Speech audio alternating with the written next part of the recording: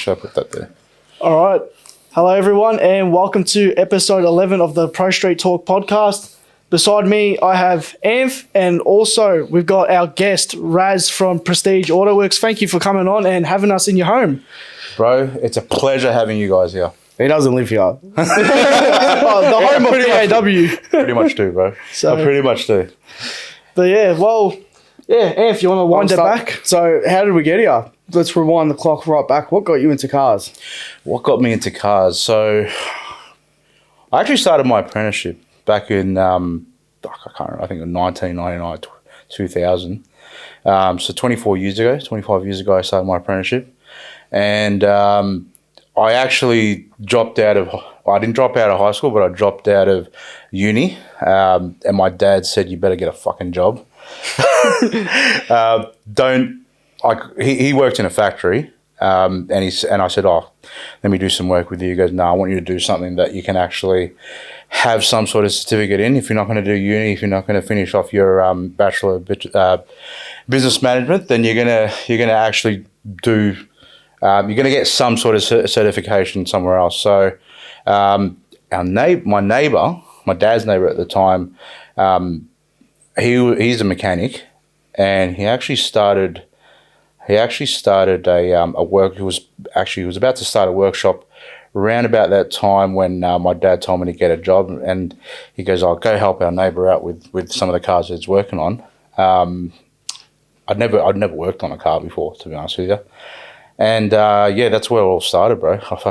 I actually went to I slaved away. I wouldn't say slaved away. I actually helped him out 3 months straight before he opened up his shop. I was there till fucking 12 o'clock at night. I started 8 o'clock in the morning in his backyard garage, and didn't get paid. Didn't ask to get paid. Didn't care about whether I got paid. I just wanted to learn something. So how old were you? 19, 20. 1920. Yeah. Probably not, actually just about, I was almost 20 years old. So, yeah. So and we could rewind the clock back a bit while we just spoke off camera. So you actually weren't even born here? Yeah, so I was born in Philippines, came here when I was 4, and we had nothing. So it was just me and, my mum and dad and my little sister. So, yeah, we came here when I was 4, and it was pretty tough, I'll be honest with you. I mean, we had no money at all, nothing growing up, but it was it taught me a lot, My dad taught me a lot, but yeah. That's why I like bringing up stories like that, because people might look at you and think, oh, look at this bloke, might be born into it or something like that. We could hear the nitty gritty of where it all started.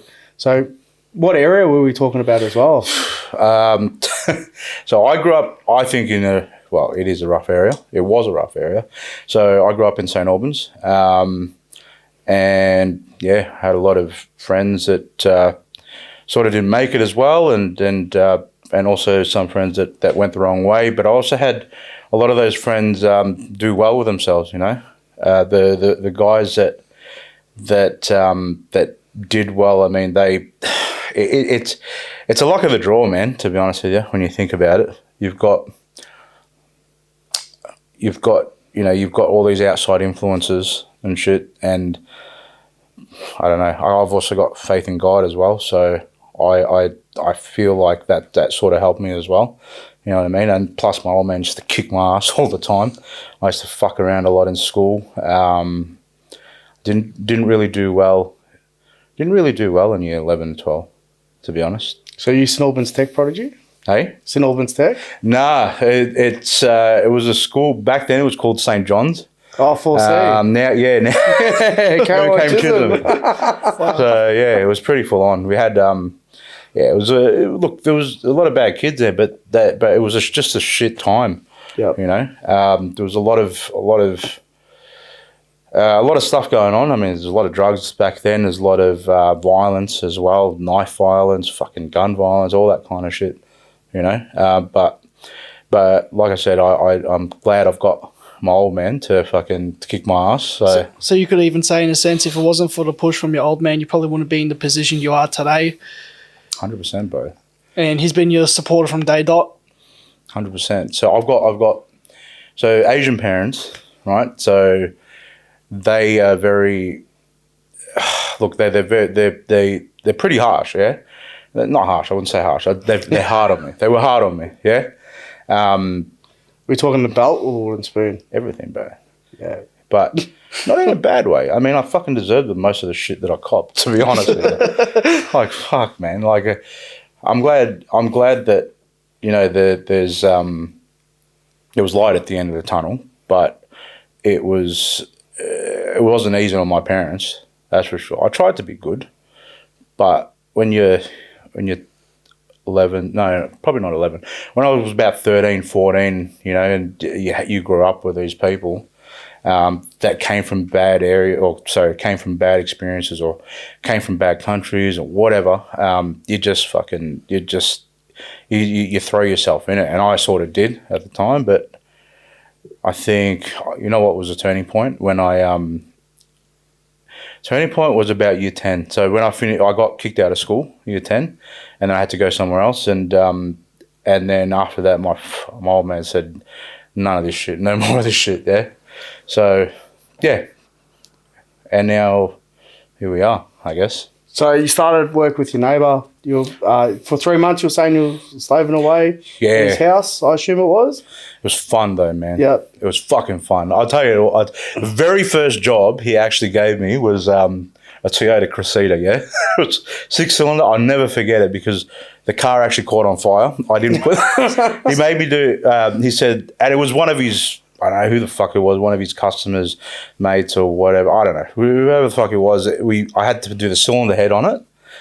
Bro, it's my first job. So the first job, you're not doing a minor service, nothing. No.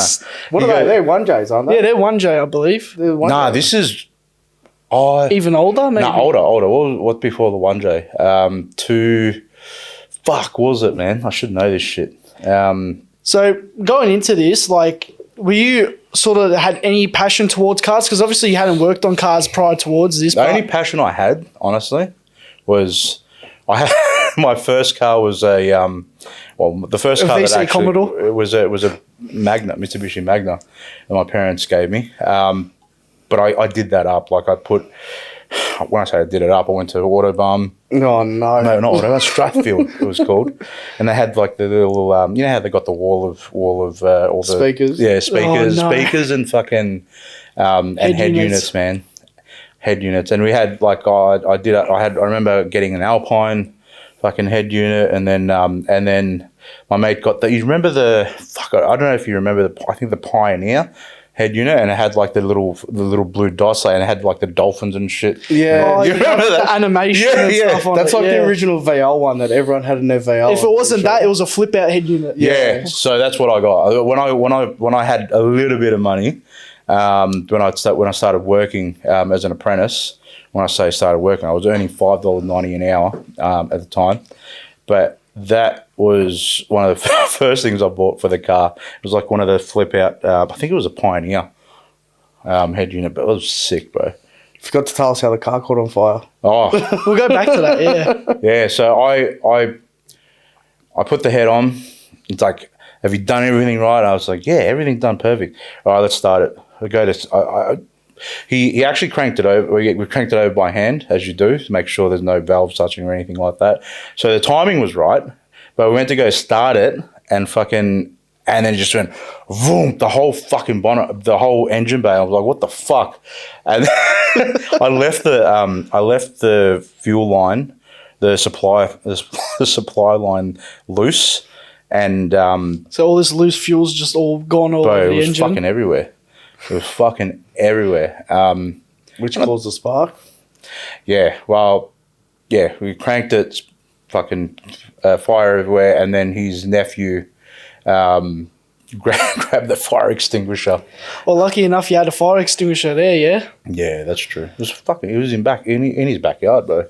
He's still around, so... I was about to say, is the shop still around? Or he's got his... He's still around, man. Like, when he opened up the shop, I helped him paint it and everything. I helped him set it all up, and I left there, like, literally a year after working there. And then I moved... I worked somewhere else, and then, yeah, man, like, but that is where I actually learnt the most because our clients...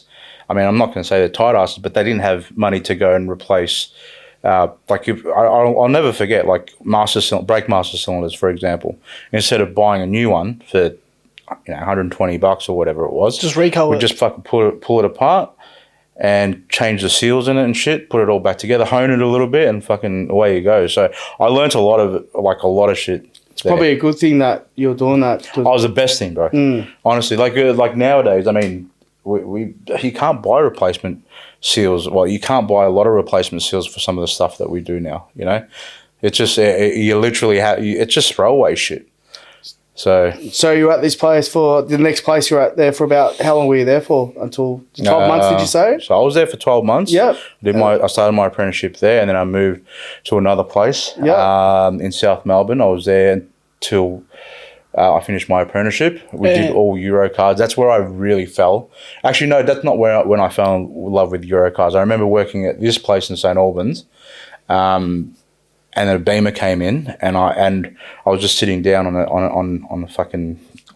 a tire, and I'm like, this is fucking sick. I want one of these. Do you remember what BMW it was? Yeah, I'll never forget. It's a black 318i BMW E36, and I looked at it, I'm like, fuck, that's a nice car, man. I really like that is a nice car.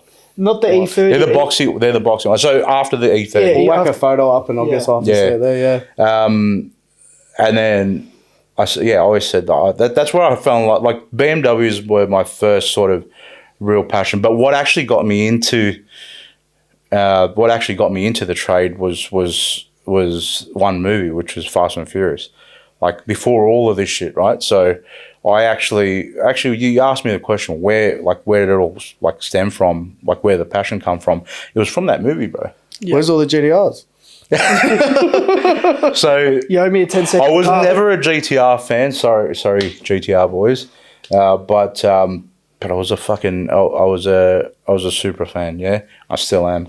That's actually still my dream car, man. To be honest with you. So have you ever owned a Supra then at this point? No. I should fucking buy one. I don't know why I haven't fucking bought one yet. Because it's shit. Next week on PAW, we've got a Stage 2 Supra. And it's not like I look at them and go, oh, that's old and ugly. No, I fucking love them. So this is like the Actually, A90. I just don't have, like... Thing is, it's time, yeah? Like, I got no time nowadays. What's the reason Supra Skyline? What's pushing you away from the Skyline to the Supra? Shape, bro. Really? Out, yeah, man. I'm a fucking diehard Supra fan. Like, it's still, nowadays, I think the Supra...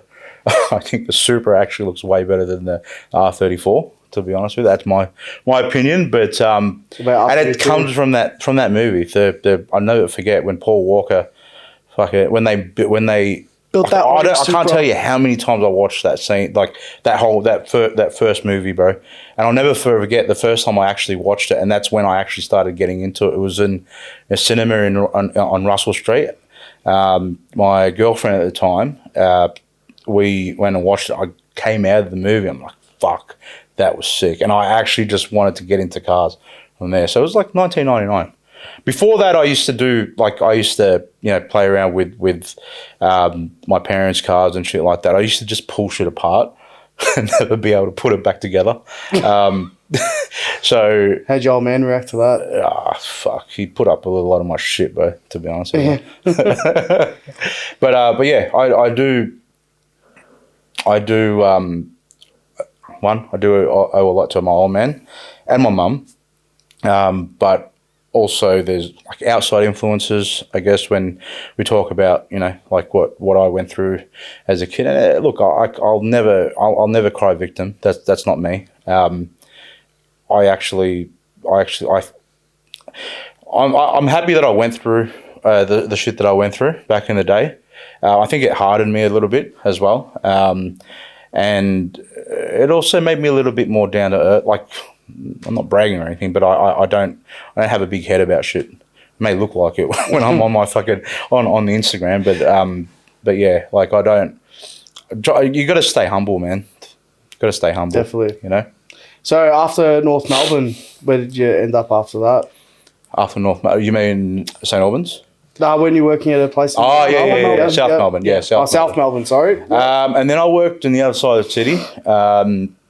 for a BMW specialist. I stayed there for about 4 or 5 years, and then and towards the end of that, I just did. You know what? Look, there's actually a lot more to it with that story, but I don't want to speak bad about anyone. Yeah, fair enough. Yeah. But it sort of the choices that were made by my previous employer pushed me towards where I am now. So I'll never hold it against him. In fact, I thank him for that. But it's gotten me to where I am now. Yep. You know, to be honest with you, I wouldn't have opened up business at all if it wasn't for that, for the situations I went through working for him. You know, he wasn't a bad person. It was just fucking. I don't think anyone's bad. I don't think anyone intentionally wants to be bad, but people just make the wrong decisions sometimes, bro. You know. So I assume you started Prestige right after that. Right after, well, towards the end of it, I was doing a lot of work for friends of mine, backyard, my parents' garage, and it was like fucking. It was literally one car a week, and then it became 2 cars a week. Then it quickly became 10 cars a week. This is still operating out of St. Albans? No, so I used to work in East Bentley. I used to work in East Bentley. I used to live in St. Albans with my parents, right? So I'd drive from St. Albans to East Bentley every morning at about, the amount of times I almost fell asleep during traffic, it was fucked up. So I'd be there I'd be on the road for like an hour and a half, sometimes peak hours, sometimes 2 hours, yeah? And then come home about 6 or 7 o'clock, have something quick to eat and stay in and go work on cars in the garage till about 12:1, and then wake up at 5:30, 6 o'clock the next day, go to work. I did that 7 days a week for about almost a year. So what were you actually doing there? Obviously not general servicing. General servicing and like a few exhaust systems, shit like that. Like just whatever came my way. But it was all friends, man. Yeah. You know, so it wasn't like I didn't advertise for it, that's for sure. And it was just people that knew that what I was doing. Yeah. Yeah. I feel like you know what's funny though. So a lot of in fact, I think those people that I did work for, I think 90% of them actually still come. 30 yeah, that's fucking, what's that? That's 15 years. That's crazy. Yeah. It was good. What got you out of St. Albans? Was it a neighbour complaining? Someone dobbed you? Bro, you think about this, yeah? Like, when I say 10 cars a week, like, that's so one car in a double garage, it's fine, right? I set it up fucking hectic. Like, I put a desk, like, on the side, I had the computer, I bought diagnostic machines, I set up a bench, like I set up a fucking workbench, drill bench, fucking everything. Right? It looks sick. And then when you have one car in the garage, and then you've got 3 in the driveway, and then you've got literally between 10 to 15 cars on the road, I had to I'm not going to say this out loud, but I had people working with me, you know? So there's quite a few, like, it was full on. I was like, what the fuck? And then my dad said, bro, you can't, what are you doing? Go start your own shop. I'm like, fuck, why don't I just do, like, mobile, you know? And he's like, nah, just bite the bullet, fuck it. You know, it could be, I remember what he said, he goes, it could be a gold mine. I'm like, you know what, fuck it. And I because I was working 7 days a week, I'd saved every single dollar that I had. And then I started the business. So I just said, fuck it, I'll find a shop. And I found one in Airport West, not this one, the one previous to this. And that was a 440 square meter, just under 500 square meters, the shop. And then I quickly outgrew that within like 6 months, and we took over there was one shop across the road, which was a panel beater, and then they moved out. That was 250 square meters. And then there was another shop next door to that, which they had as well. And then they moved out of there because he was using it as storage. So I took that. So it was like 1,000 square meters within the first 9 months. It was just cars everywhere, right? But then it was too hard to run because you've got a workshop on one side and then you've got a workshop on the other side and you've got hoists on both sides. You can't the mechanics were having issues like wheeling their fucking toolboxes across. Yeah. And on top of that, you couldn't see what the fuck they were doing. So sometimes they'd be there for fucking days pulling out a motor or whatever and you don't know what the fuck's going on, you know? So... And that was all word of mouth stuff, and because really you've only gotten big on Instagram the past say 2 years. I'm gonna say so, yeah. I'm gonna say so, but you know what? I'm gonna go out on a limb here, and I'm gonna say back in the day. So if you look at our Facebook, like our Facebook's like gone stagnant. It's been stagnant for the last 5-6 years, but and now we just cross post from Instagram, right? But I was one of the first people to pick up my phone and walk around to the cars and go, oh, this is what we're doing on this car. In fact, I reckon if I go back far enough, I'll see if we can find the videos, garage. but you can see me walking up to a car and filming it and going, oh, look, we're welding the back of this car, or we're doing this. Do you remember what car it was? BMW, actually. It was my old man. He was welding, like they had this problem with the chassis, the subframe, they crack, and he's a welder. Was a fabricator, and he was welding, and I took the phone over to him, and I'm like, and I'll never forget, my dad was in right in the fucking boot, bro, and I walked up to him and I posted it, and then people was like liking it. It was so fucking weird, and my Facebook followers just blew up to like fucking 10,000, 15,000, fucking 20,000.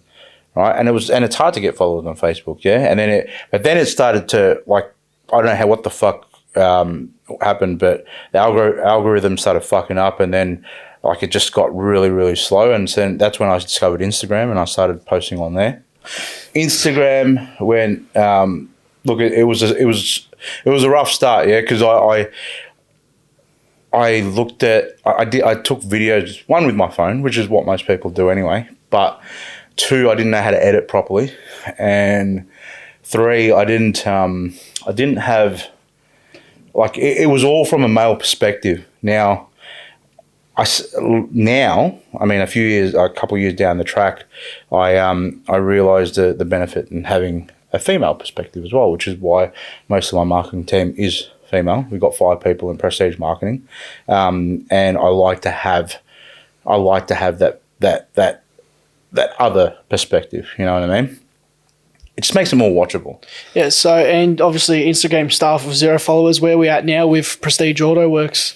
We're at 33. And obviously not your only Instagram page at the moment as well, so we'll dive into that a bit later because you've got Presitge Marketing, The Finer Detail, and PAW Sydney, so we'll touch on all that. So we're still talking about the old shop. What street was this? Because it was Airport West. So Moore Road, yep. 7 streets down, now we're in King Street.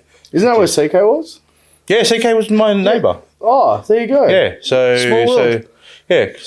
up the road from the car wash.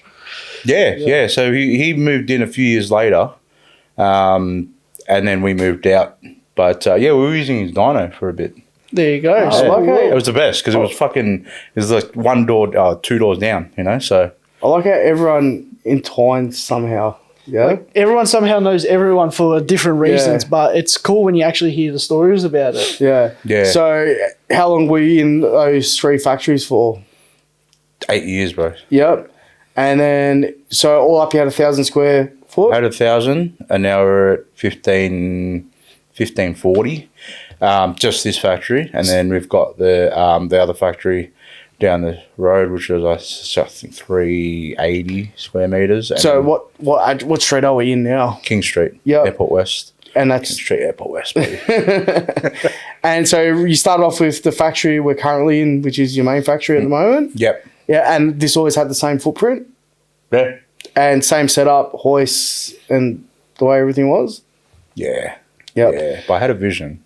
Yep. Had a vision. And one of the things that I tend to do from time to time is I will record a video of myself walking around, and especially when it's tough, yeah? Like when times are tough, and I mean, I haven't done it in a while, but when times are tough mentally, financially as well, I'll record myself and go, and I'm talking to my future self.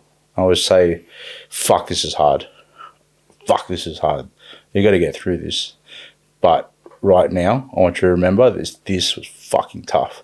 And I've done that probably, 10, 15 times in the last few years. When I first moved in here, it was fucking scary, man. Like, we've gone to a factory that was, yes, we had the two factories across the road, but this was, it's a very big investment. But also like when it's empty, it's fucking huge in here. Yeah.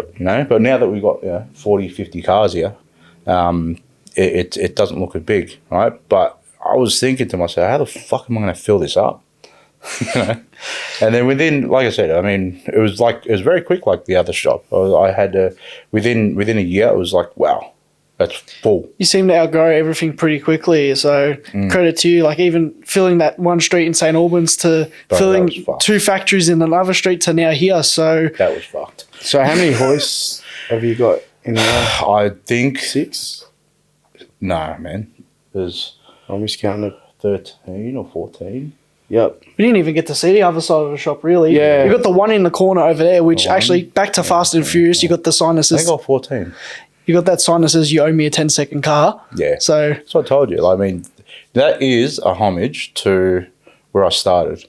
Yeah. So where I started was my parents' garage. That's like my parents' garage there. Yeah. So basically, in that 9, 10, 11, 12 months that I was working there on Presitge Autoworks with all my friends' cars and customers' cars, I would just zone out, man. Bro, the amount of times I've fallen asleep underneath the car in my parents' driveway, fucking freezing at like 1 a.m., 2 a.m. in the morning. I'd wake up with a gear, like I'd have a fucking car above me. I'd be freezing on the ground. Like, it was just, I just zoned the fuck out. didn't wake up in the front, like wake your head on the exhaust or anything, did you? Nah, man, but it was fucking, like, it's not a nice feeling. I'll be honest with you. We're falling asleep on the ground. I could figure out a couple more places that would be much more comfortable to sleep than underneath a car. So The name speaks for itself at the moment. But obviously, early days, how did you come up with Presitge Auto? yeah, was it always called Presitge Autoworks as well? Yeah, it was. Yeah. It was.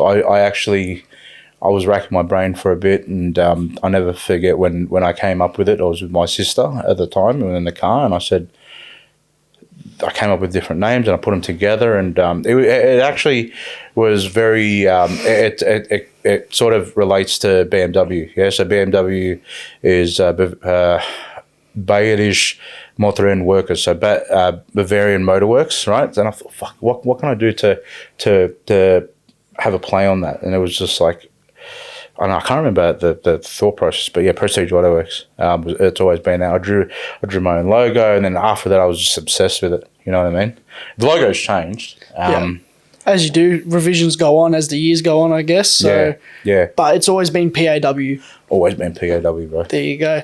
So you moved into King Street. You had the footprint of 1,500 square. Mm-hmm. How long until the other factory up the road came into play?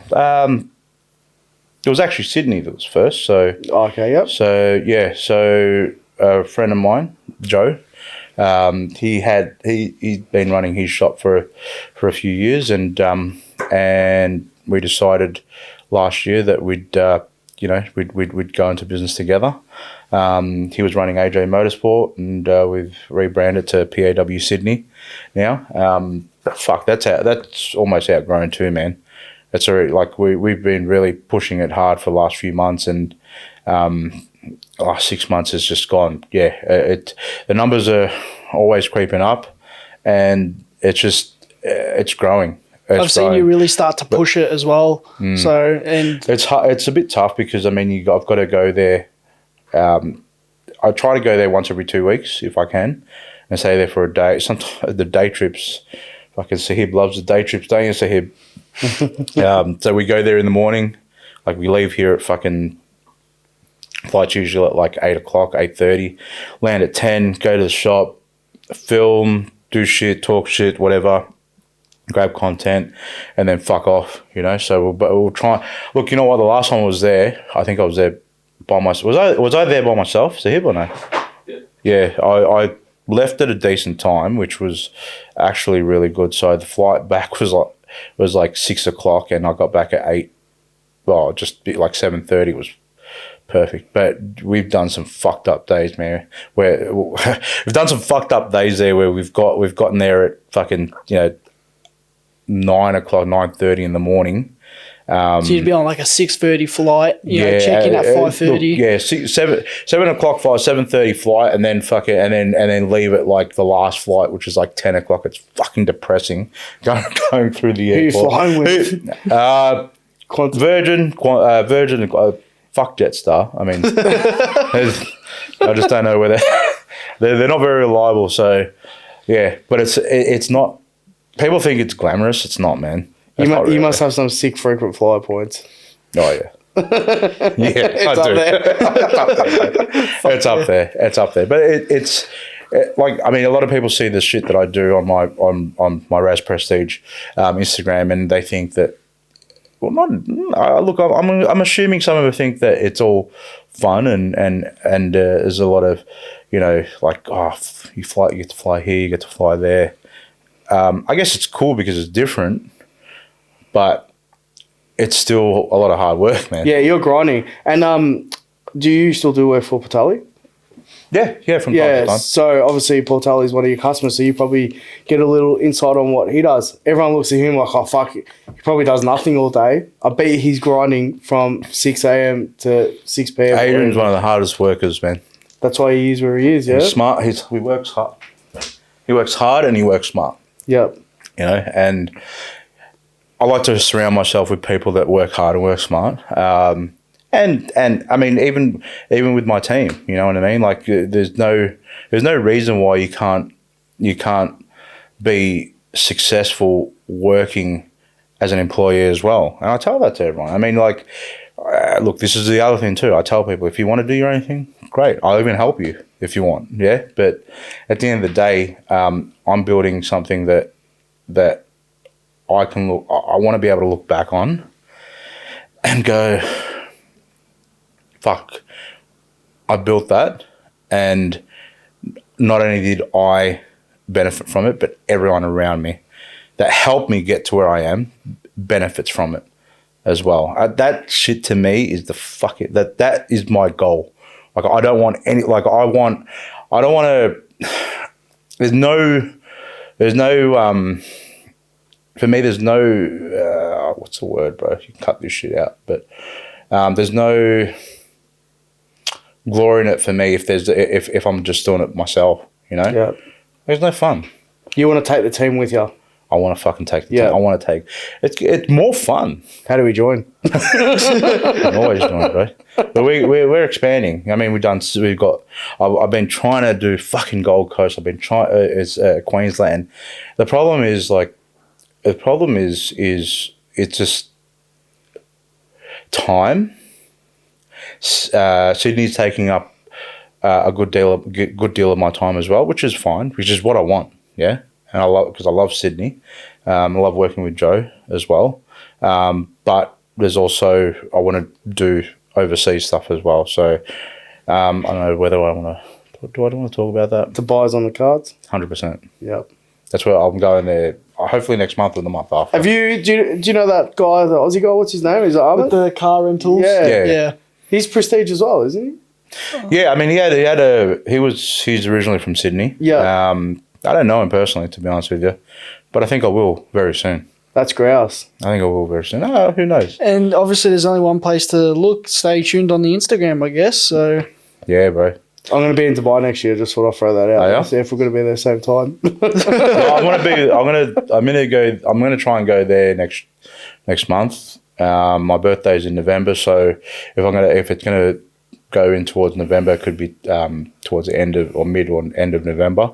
But I need to go there. I've been saying it for fucking 2-3 years, bro. I said I want to do Dubai, but not just Dubai, but also want to do. I want to do America as well. I want to do the US. US is a big market. I'm telling you now, if we had PAW, fucking Prestige marketing, fine detail, all that. If we had all those businesses there, and we're doing what we're doing with our social media, would be fucking 10 times, literally 10 times as big. Have you recorded yourself saying any of this? Like previous comments is when things get hard or you got a goal, you record yourself saying this. Is this something that's in concrete, like it's happening? You know it's going to happen. No, but I've been the last time.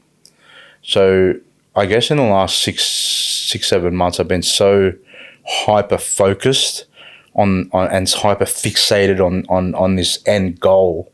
I feel like I've actually fucking done it. Yeah, I've actually lived it, and people call it manifestation and all that shit. I don't know what the fuck to call it. Is it visualization? I don't know. Yeah. But Call it hard fucking work. hard work. Just when do you ever get the feeling like when you're doing something and it's just I feel like there's no, like I've already lived this before. You know what I mean? It's fucking weird, bro. Like I just know I know where I'm going, and I could be delusional. I mean, I posted something the other day. I'm like, fuck, maybe I'm so obsessed I could be delusional, but I can't live any other way at the moment. I really can't. And it's like, even like you're saying, when times get tough and you're like, you got a lot of shit on your plate and stuff like that, sometimes all it takes is maybe a minute just to look back and be like, fuck, I was dreaming I was here one day. And I'm the same as well. Man, I'll be stressing out about like, fuck, got a lot of workload on, I'm struggling to sleep at night, this, that. And I look back 2 years ago, I wished I was in this position I am now. So yeah, I think it's good for looking not just young men, but also young women, but for people to have some sort of goal in their life, I think. I've got a question for you, because we're kind of on this topic and we're kind of jumping around, but I want to ask you this. What would you have told, if you could go back and tell Raz 10 years ago, any bit of advice, what would it be? Advice? I'd probably tell him to the pain that the mental anguish you're going through at the moment. Don't worry, it's all going to be worse. It's all going to be for something. Yeah. When I did my apprenticeship, that was fucked, man. Like not the first year, but the second, third, fourth year. It was apprentices back in the day. We just fucking copped it, bro. Like I was called a dumb cunt. I was called fucking you're stupid, this, that. Left-handed screwdriver. Bro, no, it wasn't even like that. It was more like, hurry the fuck up. Don't be a shit cunt, or you're going to get fucking, or you're going to cop it, or whatever, right? Like, it was just it was abuse. And that's why I wanted to quit my apprenticeship after the second year. And a lot of apprentices do that. And I tell even new apprentices that, look, we don't do that here. I'm completely against that kind of shit. But a lot of apprentices used to drop out, whether it was, I had friends that were chefs, for example, dropping out second year because it was ship pay, and fucking I was getting $8.60 an hour. I remember first year $5.90, second year was like $8.60, third year was $11.70 or some shit like that, and then the fourth year was like $15, which I didn't really give a shit at the time, but because obviously I had my parents' support, so I got to live with them or whatever, but it was the abuse, bro. It was fucking hectic. But it hardened me up too. You know? And it also made me realize that you can't not realize, but it made me think like you can't treat people like that. Yeah. But then again, maybe I was being a little bitch as well. I don't know. Maybe, but a lot of people copped it back in the day, and but no one quit. Everyone just fucking did their time. That's what we call it. You did your time as an apprentice, copped the abuse. Fuck, I'd have had shit thrown at me. I'd have fucking, like, it was just the way it was, yeah. And then I used to tell my mom and used to say, fucking just stick it out, get it done, and then do whatever the fuck you want later. So when you get an apprentice walk in, what's the first thing you throw at them? Knowledge, bro. Knowledge. Come Work safe is watching here. Knowledge. All right, so you've expanded into Sydney now. I assume the next factory come on King Street then? What's that? Sorry. Yeah. So then it became no. So I've got a factory a couple of doors down from here. Yep. As well. So I'm just getting shit, and I don't even know what I'm doing with them. I'll be honest with you. I mean, there's that storage for cars and shit. So your personal cars are in there? Not my cars, but I mean, I've got like we do some storage for like close customers and shit like that, and our cars too. Yep, long-term storage. Long-term storage and shit. Parts, all that stuff. Yeah, and then yeah. So recently, the finer detail. One of my best mates since we were kids. He started his business, and yeah, he started the finer detail, and then. You sort of incorporated your way into that somehow? Yeah, well, we had it. We were talking about it, and then I said, "Fuck, let's just do it together." You know, I mean, I throw him a lot of work. He throws me work, and I just said, "Yeah, fuck it, let's just do it together." So a lot of this expansion stuff's happened in the last, say, 12 to 24 months. Even Prestige year, marketing, bro. yeah. Yeah, this fucking year. Yeah, marketing too. Like marketing happened last year. End of last year, yeah. POW Sydney was last year as well. Yeah, all the same time. Yeah, so All the it's just same fucking chaos. time. It'd be good to take a little deep dive in each business. So we'll go back to the detailing. So high-end detailing, what PPF wrapping, and how far? Yeah, so detailing, paint correction, obviously, you know, anything to do with detailing. Yep. PPF, color changes, all that kind of shit. Yeah, anything to do with paint and bodywork on that car. And then on a also car. maintaining all your customers' cars too. So like you'll do Yeah, that's the other maintenance thing. washes and stuff. Yeah, so I mean, it's perfect that it's only down the street as well. So yeah, we maintain all the customers' cars, and I mean, we go through a lot of cars a week, man. A lot of cars a week, maybe. But it's even like a customer will come here, is like, oh, I need the car detailed. Yes, sweet. Come to the final detail. We'll set it all up for you. So when you collect your car, it's paint corrected, it's PPF'd, and you've got a tune on it now. I mean, we want to be a one-stop shop, yeah. Well, let's talk about Prestige. What do we do here? Everything? Look, we do.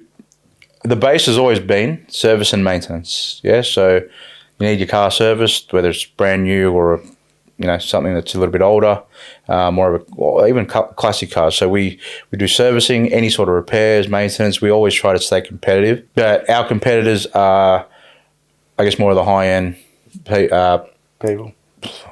The high-end shops out there, and yeah, so service, maintenance, repairs, and then Performance as well now. Performance, body upgrades too. So we do like body kits and shit like that. Do a lot of the urban stuff. I've seen like on the Defenders. We've done some Brabus stuff. We've done. Do you any Liberty stuff? Hey? Liberty body kits? Like Liberty Walk? I've got something fucking cool. I'm not sure if I should mention it. Snap-on. I see the nice LED sign over there. You guys stick to Snap-on stuff? Look, I'm a fucking believer of buying the best shit, best tools. People call me a tool snob. I used to get called a tool snob back in the day. But Do you get a sore asshole when the truck pulls up in the driveway, or? Yeah, fuck He's shopping up a $1.2 million. He buys the truck. The truck is his. I've stopped buying shit because, bro, I can't help myself, man. Yeah. Man, I fucking can't. I think I've got like I think there's probably like 7-8 toolboxes that I don't even use. Like I got one massive one at home. There's one over there. I bought 2 for the back room. And I integrated it into the wall. I put marble around it and shit. So it's like fucking. I love the good shit. I love shit like that. It's fucking cool. That might be second prize with the chopping of the Ferrari up. Yeah. $49.95 ticket. There you go. Win a toolbox. there you go. But yeah, so, all right, well. We're up to Prestige. the marketing. No, we'll still touch on Prestige because we've only just touched on the performance and like the body kits and stuff, I guess. So what performance do you do? So obviously you've got a mainline hub dyno now. You do all your tuning and stuff in here. Yep. You've also got the nice dyno room where you've actually got couches and that stuff. So you can watch your car get dynoed. Mm-hmm. It's actually a kickback area. It looks pretty good. Honestly, I was ready to go film there, but it was a bit cold, so we're now in the studio at the office instead. But so yeah, what other work do you do? So do you do like custom fabrication in-house? What other sort of performance work do you carry out other than just dyno tuning? So dyno tuning, we do engine builds as well. So like, sometimes we do them in-house. A lot of stuff we can we'll outsource because you need the big machines. I just don't have the room for Like it. you'll do engine assembly, but like say machine work and stuff like that, you go Yeah, obviously I mean, elsewhere. there's people that are better than us in that kind of shit. Most shops do that. Yeah, Anyway, most I shops mean, do yeah. that. It's Yeah. not. Look, at the end of the day, I'm not going to tell people that there's stuff that we can't, that we can do that we can't fucking do. I'd rather tell them straight out. It's not what At the end of the day, you're doing it because you're organising it all. But you know, obviously, like someone's done a head gasket, you guys will handle all that. You know, Yeah. I mean, look like I said, there's nothing wrong with not knowing everything. Yeah, I mean, there's trades that specialize in shit that will be better than you. I mean, I don't get me wrong. I'll try shit, and this is how we've expanded to so many different parts of the business because I like trying new things. I like my dad's an engineer. He comes from an engineering background, so I fucking love figuring shit out, troubleshooting, and then just seeing if I can seeing if we can actually do it, and we still do it on a daily basis. Like when we do, when we're doing. When we tune cars, for example, right? Like there's certain protocols that you look at in the ECU, and you go, oh fuck, maybe we should try this, maybe we should try that. We're very good at diagnostics. That's one thing that we're fucking. I've got to say that my team and I have like really good at, and I think it comes back to. It actually is that rain. Yeah, that sounds like pretty heavy rain. Yeah. It actually comes back to after my apprenticeship when I was working in East Bentley as in that BMW place. It's all I did, diagnostic work, and that employer. It was just a brag that it was a scientist, but we took every sort of problem. We tackled every sort of problem scientifically, so logically. We'll just fucking so you come up with theory, and you go, okay, this is what I think it is, and then you got to go and prove it on the car. You do the testing, and then you look at the results, and then you go, okay, that worked, that didn't work. Let's try another theory. You know what I mean? So, yeah. Fuck, where was I? So basically, we do a lot of stuff in-house, but stuff that we can't do, we just outsource it. What's the point? Do you do other cars as well? Like if Robbo's got his Commodore that needs a service, is that something you would do? Or diagnose as well? And we can do any car. Yeah. Right? Any car. I mean, I didn't start off working on Euro cars, but the thing is, and it may seem snobby, but when a guy with his Aston Martin comes in and or his Ferrari or his Lambo comes in, they feel more comfortable in a place that has, well, I think so anyway, that they've driven into a place where they go, oh fuck yeah, this is the there's right other place. ones there. You know what I mean? There's other ones there, yeah. And I didn't think it was like that until I actually like in the old shop. So we were doing a lot of Audi R8s at the time. Oh, before we started getting them in though, like we'd get one or two because we were doing Volkswagens and then we get more Audis, and then someone with an Audi would have an Audi R8, for example, and then they'd come in, and then because I'd post that, another R8 owner would come in, but I remember, I'll never forget, like people were saying, fuck, the shop looks bigger. The shop looks bigger on Facebook. But it's really not. I took photos really well back in the day. And then some people used to come in and go, fuck, am I in the right place? Yeah. So we had to wow them with our knowledge, right? And it was I know it's an image, it's just an image thing. So Yeah, but in saying that, like you do make a very good point. Like for instance, like I'm a VL owner, for instance. If I was going to get my VL built and I walked into here and I seen all the Lamborghinis, I didn't see one VL. yeah, I'd probably think, maybe this might not be the right spot. Do you agree? It's true. When you walk into a factory and you see other cars, it makes you more confident. Funny. We'll touch on this because Val's in here. I somehow stumbled across a photo the other day. Did you ever have a Val in your hub dyno? yeah, bro. I was going to say, I can't find this photo ever again. Whose Val was it? It was a morning blue colour. It was I think it was the yellow. Was a yellow one? A blue one. Blue Val colour in that dyno room. Oh, I wasn't here that day, but yes, yeah, it was one of my mates. But yeah, I don't know. I think they made like 500 kilowatts or something. Us. It's fucking ridiculous. I'll have to try to find this photo, but yeah, in a workshop full of AMGs and Lambos and Ferraris, you just got this Lebanese Ferrari I was there. about to say the Yeah, but it's Lebanese cool Ferrari. though. It's fucking cool when we have cars like that in here. When we get a VL, I mean, we know how to work on this shit. You know what I mean? But there's, like I said, I tell people, like, if we said, yeah, we can do everything, bro, I'd need a factory literally maybe 5 times the size of this, at least. Yeah. Because I'll if I wanted to really get into it, and I put my mind to it, and I fucking invest in it, I'll fucking, I'm not going to brag, but I think I'd do pretty well. Yeah, There you go. So we'll touch on a couple of cars we've walked, because we had a bit of a shop walk before, you know, and we've obviously seen the cars on Instagram. So like you said, you do all the work here. Like, you know, you got some people, they'll just come for like some downpipes, intake tune, all that sort of stuff. But you've got a couple of cars here that have had full engine rebuilds and stuff like that. Like you've got a McLaren, I think 720S torn apart. 765. 765, sorry. I didn't actually get a good look at it. But yeah, 765, which is better than a 720 if people don't know. $1 million car, yeah.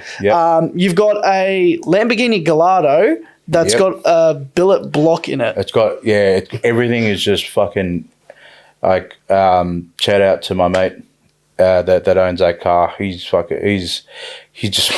went all out with that car, man. So is that like a gated manual car? Everything is custom on, hey? Is that a gated manual car as well? Yeah. Yes. And How that much thing, power? no, just stock. But it can take basically the way it's been built, it should be able to take up to 2,500 horsepower quite easily. On a Gallardo, it's fucking ridiculous. So yeah, what's been done to this thing? So you've said billet block. You've done Heads, fucking everything's brand new on that engine. Billet block, billet crank, billet fucking. No, the heads are brand new. It's been a while now. custom exhaust on that and all that. Custom exhaust. It doesn't sound like a Lambo, bro. It doesn't sound like a Gallardo at all. It sounds fucking like it's loud, it's deep, and it's very growly. I'll never forget when we the first time I drove it back home from him, I was like, "Fuck, this is insane." We're on the freeway. He was in his Performante and I was in his Gallardo, and like fucking we're just going like back and forth. That was a lot of fun. That was a fuckload of fun, man. Gallardo. Next to his truck Performante was sick. But yeah, we do a lot of cars like that. I mean, the McLaren's got an engine that we built in house as well. Any LS swaps or anything? What's that, sorry? LS swaps? No, not yet. No single cam RB. No single cam RBs or anything like that? Nah, not yet. Maybe in the next shop. But I think there's a misconception out there that people think that's all we do. I mean, like stage 2s and Snap crackle and pops. Do you do them tunes? everyone not everyone, the people that do ask for it, I tell them straight out, no, don't do it. And if they're adamant at doing it, I say, look, if you want to do it and you fucking hate it, within 5 days, I'm going to charge you to fucking to get rid of the pops and bangs, because it's fucking annoying. Well, on behalf of the Victorian car scene, we'd like to thank you. Speaking of that, though, I mean, my G-Wagon, if anyone's ever heard that, that's actually got the worst. We'll touch on your pops and G-Wagon bangs. in a second, because that thing looks pretty beast at the moment. I'm not telling anyone what colour it is. We're doing a massive reveal, aren't we? Metallic pink. Alex Pink. Yeah. Anyway, another sick car in the shop. We'll stay on V10s first before we go to what half a V10 is, which is a 5-cylinder. We've got a Performante twin turbo Satin Grey. You know, this thing's pretty sick. What's the go off that? That's twin turbo, I believe. Yep. So we've got a boost logic kit for that, and that makes 900 horsepower. Is this pump 98 or E85? That's on 98, man. 98, and you're making how much? Almost double the horsepower. So from factory, so 900 horsepower at the wheels, and the hubs. Sorry, the thing's fucking. That's a lot of. And he power, daily man. drives that, I believe. Yeah, he daily drives it. It's actually not a very comfortable car to drive, but it's fucking fun. That kind of power, I got to say, like, I mean, all the big boys up in Sydney are doing, 1,500, 2,000 fucking horsepower. DJ. I'm like, what the fuck? Ashraf, what the fuck's wrong with you, bro? But that's even like DJ with his all-wheel drive converted STO and Miss Lambo as well, man. He's even got a Porsche that he's put a bunch of power through, but these cars are ridiculous. The boys up in Sydney are crazy. They're next level, aren't they? Oh, I fucking love them, But man. they've got the location to do it as It's not well. just that. It's just the way the competitiveness between them all, but the love that everyone has for each other. It's fucking sick. Yeah, That's it's why I like, love going there. when it comes to racing, they're head to head, but if someone needs a hand, they're all about Bro, it. that's what it's all about. But then you there. get these 2,000 horsepower GDR slapping these Lambos. Oh man, one of my favorite videos of all time I seen this year was roll racing at Sydney, and you've got Miss Lambo with the pink Lambo, and you got, I believe it's Eugene. He's got a green Huracan twin turbo, which is Ricka's old Lambo, side by side going down Sydney Motorsport, the main straight, and you just see this green and pink highlighter going like 200 mile an hour. It's like, holy fuck. Yeah, it's a Like, very these different cars- culture. It's a very different culture in Sydney. Like here, so Sydney is all about horsepower, cars, horsepower, fucking roll racing, drag racing, all that kind of shit. Melbourne is very, very different in a sense where, people do like horsepower, but people like to show what they have as well. You know what I mean? It's not a bad thing. It's really not a bad thing. I mean, everyone loves the look of their cars. You want to enhance it. You want to make it sound better. I built a business around it. But in saying that, going to Sydney was a massive eye opener for me because 100%. because I knew there was roll racing and shit like that. But fuck, man, it's all year round, every week. Yeah. Right? They Here- love it. So you're a roll racing person, obviously, over drag racing? No, I like drag racing, but Yeah. I mean, we haven't been competitive here because one, I don't have time, and two, it's almost really not my market here at the moment. Yeah. You know what I mean? And yeah, we could get into it, but like, okay, we'd probably, if we built something, I'm gonna say we'd probably be the quickest in that certain category, but I think we'll do something massive in Sydney. So, like that Performante, if you put that on E85, would that be competitive with the Sydney boys? Yeah. Oh nah, man. These cunts are doing fucking 1,500 They've got horsepower. like forged bottom ends. 2,000. Yeah. Yeah. So that's stock bottom end on that. stock Yeah. everything. Just And made 900 horse. 900 horse. and still a 98. Daily. Yep. And you can just thrash that all day. Tranny- That's what I love about it. Yeah, Tranny's completely stock. I mean, obviously it's got like tuning and shit like that, but everything's completely But stock. when you think about it, if you were to put it on E85, it'd be like Gordy's car making 1,300, 1,400 horsepower, or with a Motec on it. But still, like, man, these cars are making crazy power with an unopened engine. It's absolutely ridiculous. I mean, they can take quite a bit, up to about 1,500 horsepower. But What's the most powerful car that's come out here? Good question. That's a good question. I think, my well, it hasn't come out of here yet, but my yellow GTS has been with a blown motor. It's been sitting there for a year. Yellow GDS, as in... My yellow AMG GTS. okay, yep. Yeah, that made 1,280 horsepower at the rear. Yeah. Which actually, you know what, that McLaren's actually pretty close, and that McLaren's only got it's got the pure 1200 turbo, so hasn't even got the biggest turbos you can put on there. So if we actually, I'm going to say that McLaren, McLaren's going to be the highest. You reckon about maybe the 1,300 horsepower mark? 1,300 horsepower. What, for that car now, or the biggest, the most horsepower? Oh, well, what do you reckon that car will achieve? I'm going to say, sorry? What do you reckon that car will achieve with the setup you are currently doing on it?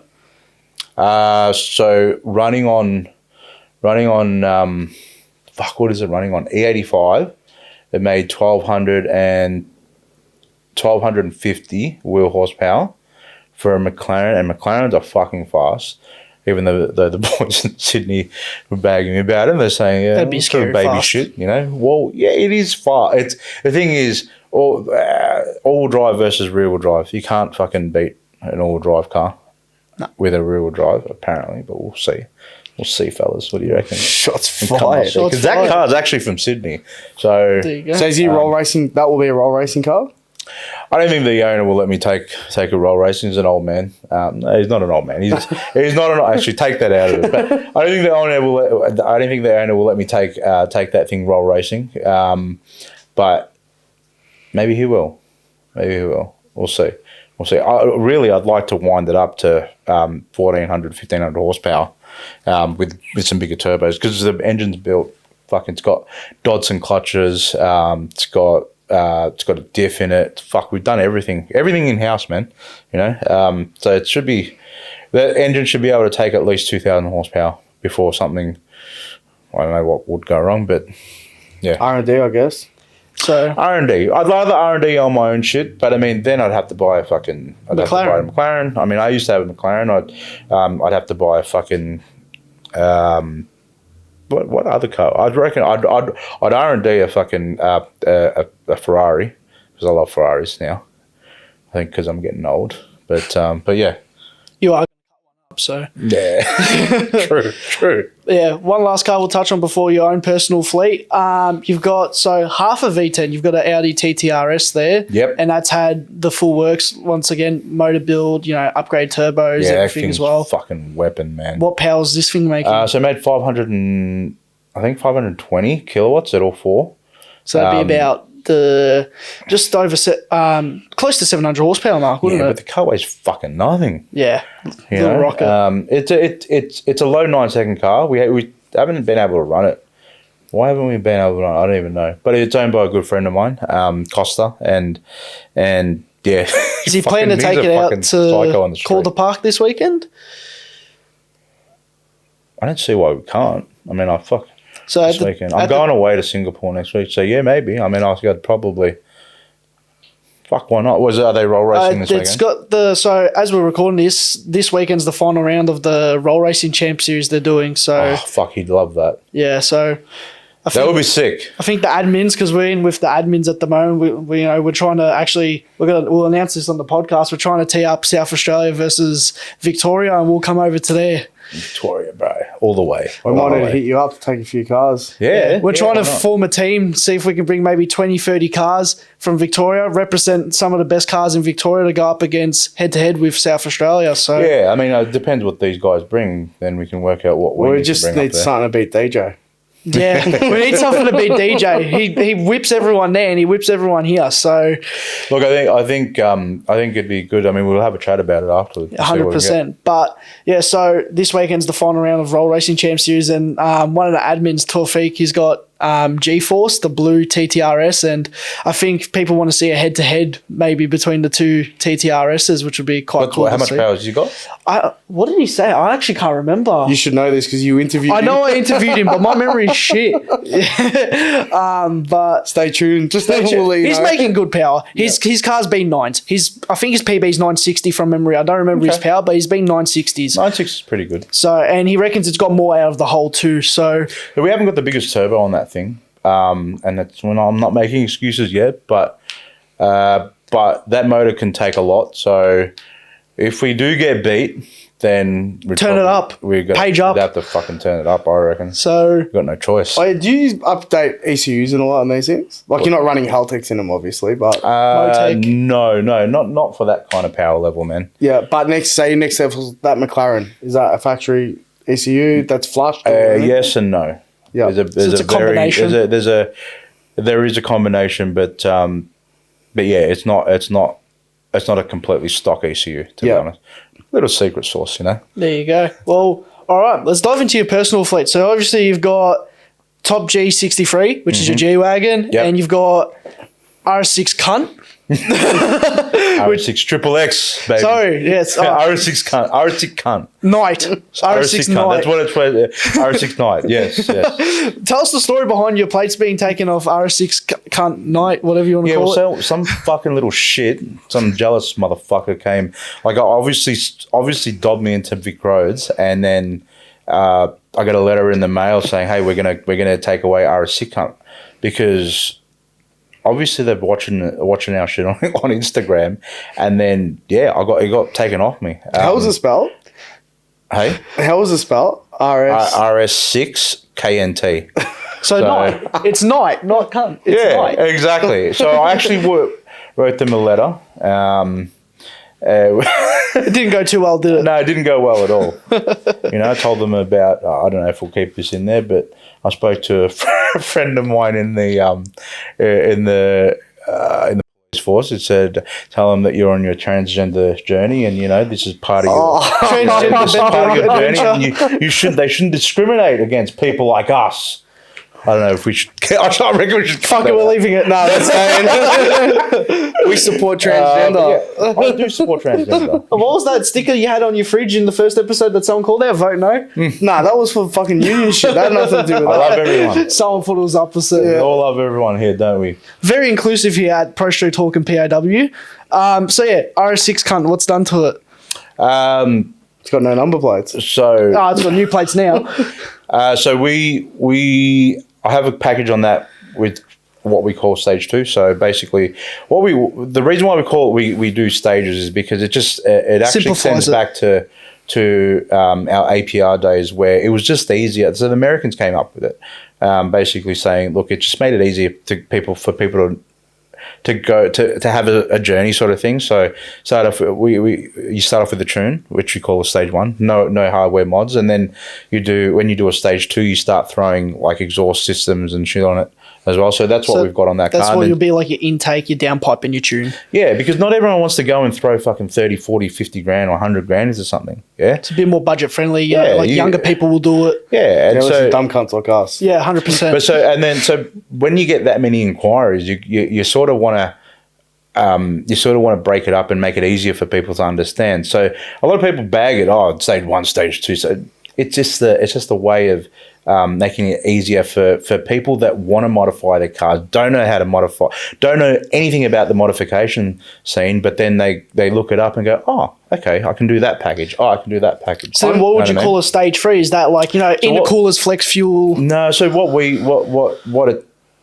it's typically is in the Euro industry is basically so stage 1 is tune, stage 2 is something with at least a downpipe and an intake and whatever, and then stage 3 is a bigger turbo upgrade, and then you've got what we call a stage 4, which is bigger turbo upgrade with also an engine build or a transmission to accommodate build. for that power safely too. Yeah, it just, like I said, man, it sounds wanky, but it's just for people that not everyone's a car person, right?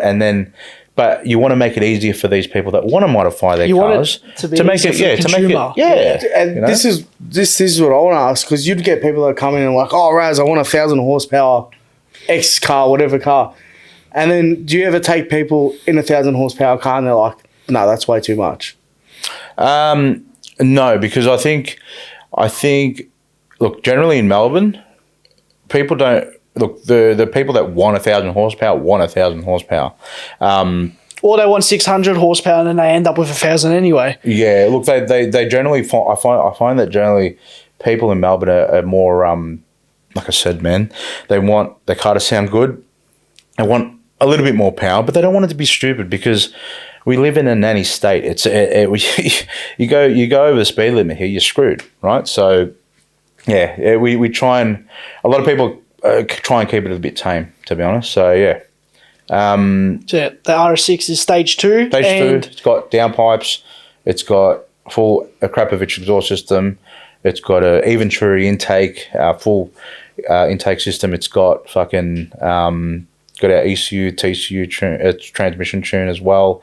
It's got the body kit. It's got it's got the full urban body kit. Lowered spaces. It's got the wrap, the PPF wrap. The timber. The car looks sick, bro. It does. It looks like a tough car. Wake up a photo. I and honestly, love that car. One of my top 5 cars I'd love to own one day is an RS6. Like the new RS6s, they're awesome. Yeah. Oh, I love them, man. I love them.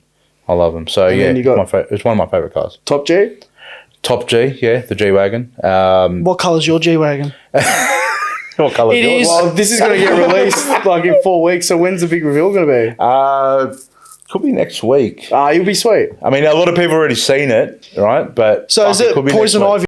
Like a V Commodore, or what would you No, want you to got to call cut it? that. You got to cut that out. You can't say. Can't say. No, don't. What colour is it? Have you not seen it? Yeah, I've seen it outside. Yes. So we're cutting this out. Fuck. Oh no, actually, It's going to be posted after. Oh yeah. Yeah, no, So we're leaving all of this in Okay. now. It's actually look the boys up in. Special thanks to Ashraf and Fuff at Cultura because they killed it with the wrap. So Cultura did that. Yeah, for you. so I sent it up to Sydney because one, I love their fucking shop. Two, it's good to build a relationship with people that you're pretty much neighbours because they're 10 minutes from us and like-minded as well. And three, it's just fucking. I love the fact that they Ashra's fucking telling me. This whole time, hinting that it was fucking purple. I even told Sahib here when we dropped it off, it was going to be purple. But yeah, it ended up being this beautiful. It is I'm a not nice gonna colour. I'm not going to tell you what because it's the only one on a G-Wagon in that colour. In fact, there's not many out there. We're going to call it PAW. It's trademarked now. It's British racing green for anyone who wants to copy it. Yeah, British Racing Green. Well, there is British Racing Green next to us. There's a nice Aston Martin. Yeah, it's British racing green. Yeah. Get that. So what else you got? You got the GTS? The AMG GT. I got the AMG GTS. Yeah, sorry.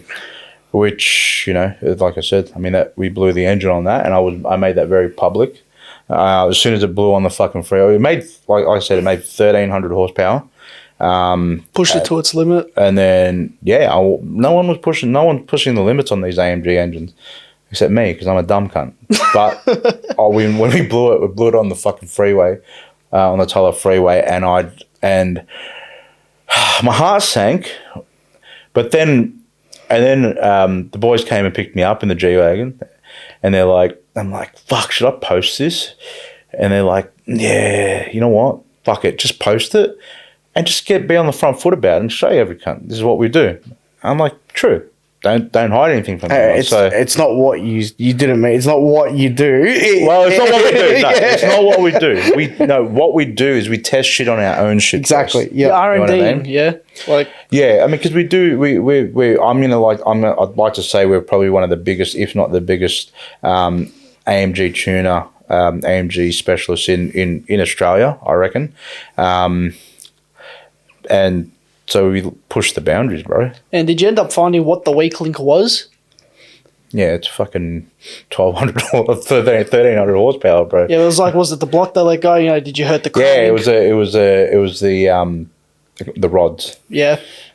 Yeah, weak little rods, but that's okay. Any other cars you got tucked away that we can talk about? I got an X6M as well, which it's got Acura exhaust system on that.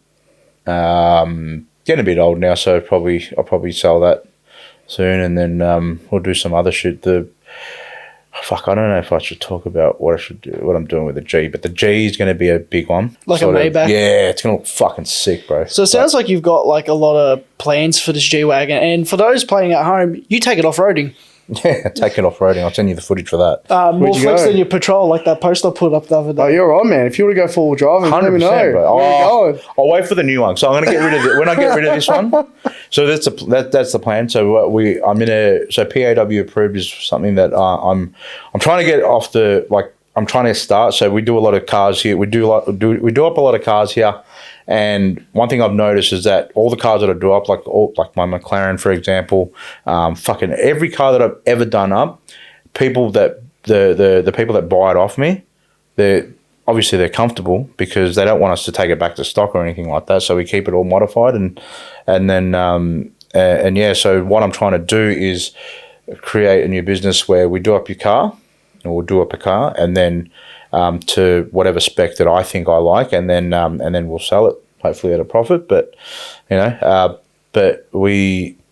it's much like what's that word? It's like when you go to Mercedes, you get a Mercedes certified car, for example. Yep, so this will be a PAW approved car.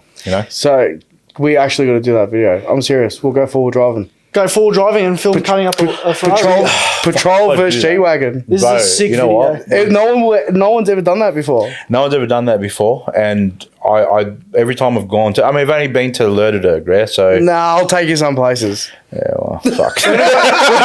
We're going It's got a Wombat. fresh wrap on it. I don't want to fuck the wrap. It's protecting the paint underneath, remember? Fucking Yeah, the wrap will be fuck the paint underneath, bro. Yeah, The but it's fucking British paint- the Racing paint Green. looks- It'll be easy to swap, yeah, because there's that true. much of it. True. If we're going Patrol versus G-Wagon, Fuck, this would be a good video. fucking the wrap will be the least of your worries. Trust me. True. Look, I mean, I don't think people realise that the G-Wagon's actually a very, very capable four-wheel drive, a very capable off-roader. Like, that, I mean, it's a military car, yeah? And They got lockers and all that? yeah, man. It's got That's lockers and pretty everything. nice. Yeah.